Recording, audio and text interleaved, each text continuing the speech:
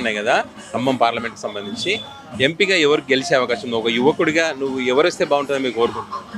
నేను ఒక యువకుడిగా అయితే ప్రజెంట్ మా ఎక్స్ వచ్చేసి నాగేశ్వరరావు గారు, తుమ్మల నాగేశ్వరరావు గారు. ఆయన విషయంలో అయితే ఇంతవరకు మా ఏనుగురు మండలానికి కానీ పల్లెటూరులోకి కానీ ఇంతవరకు అయితే ఆయన అడుగు పెట్టినట్టయితే లేదు. ఎలక్షన్ మూమెంట్ ఈరోజు ఎలక్షన్ మూమెంట్ కాబట్టి రేపు ఎల్లుండో రాబోయేటట్టున్నాడు. ఎలక్షన్ మూమెంట్లో తప్ప ఎప్పుడూ రావట్లేదు. బీజేపీ నాయకులు గ్రామ వాలంటరీ నుంచి హై క్యారెక్టర్ వరకు అందరూ తెలుసుకొని తిరుగుతున్నారు. కాబట్టి ఈరోజు మేము కోరుకునేది ఏంటంటే బీజేపీ వస్తే అన్ని మార్పులు చేర్పులు కింద నుంచి వస్తాయని నేను కోరుకుంటాను. గ్రౌండ్ లెవెల్ నుంచి వస్తాయని మారదాయని కోరుకుంటాను. మా యువతరం నుంచి మా సపోర్ట్ మొత్తం బీజేపీకి ఇవ్వాలనుకుంటున్నాం. కాంగ్రెస్ పార్టీ విషయంలో అయితే ఆ రోజు కేసీఆర్ గారు చేసిన తప్పుల వల్ల మా బీజేపీ కట్టుకు లేకపోవడం వల్ల ఆ బీజేపీ కోల్పోవడం జరిగింది. కానీ ఈరోజు గ్రౌండ్ లెవెల్ నుంచి తీసుకురావాలని ఎంపీ గారిని బాగా సపోర్ట్ చేయడం జరుగుతుంది. అందులో పోయినసారి జనసేన అంటే మొత్తం పొత్తు కాబట్టి ఎమ్మెల్యే సీజన్లో దానివల్ల కొంచెం జనసేన పార్టీ తరఫున వల్ల కొంచెం కోల్పోయింది. అదే బీజేపీ ఉంటే మట్టికి ఈరోజు ఇక్కడ మా వైరా నియోజకవర్గంలో మట్టికి బీజేపీ వచ్చేది.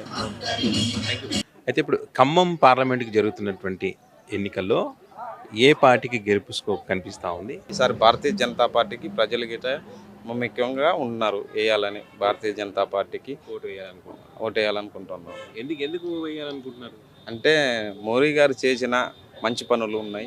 అందులో మనకి ఇక్కడ తెలంగాణ రాష్ట్రంలో ఈ తక్కువ సీట్లైనా కానీ బీజేపీ ఇక్కడ తట్టుకునేంత శక్తి సామర్థ్యం మాకైతే ఉంది. ఈసారి కాంగ్రెస్ పార్టీ 6 గ్యారెంటీలు అని చెప్తుంది. ఏమైనా అయినాయా పనులు ఇక్కడ?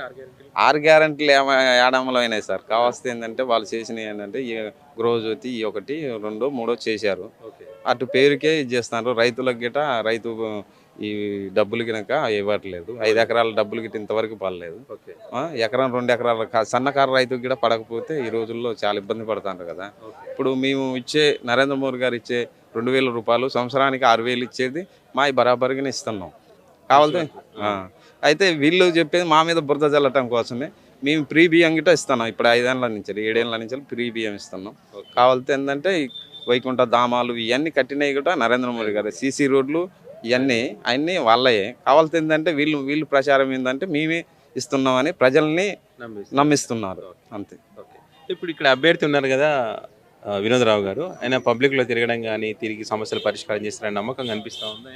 అవునండి. ఆయన గిట మన ఇష్యూ హిందూ పరిస్థితి నుంచి వెళ్ళి గిట ఆయన గిట చాలా మందిని చూసిండు. చాలా దగ్గరగా వచ్చి మాతోడు గిట అందరి గ్రామాలలో ప్రచారం చేసుకున్నాడు. చూసిండు మా పరిస్థితులు మారుమూరు ప్రాంతాల్లో ఎలా ఉన్నారు అన్నది. మేము గిరిజనుల నుంచి వెళ్ళి గిట చాలా స్పందన ఉన్నది ఆయన మీద మాకు ఈసారి. ఇప్పుడు జరుగుతున్నటువంటి ఖమ్మం పార్లమెంట్ ఎన్నికల్లో ఏ పార్టీకి గెలుపు అవకాశాలు ఉన్నాయంటే ఏం చెప్తారు?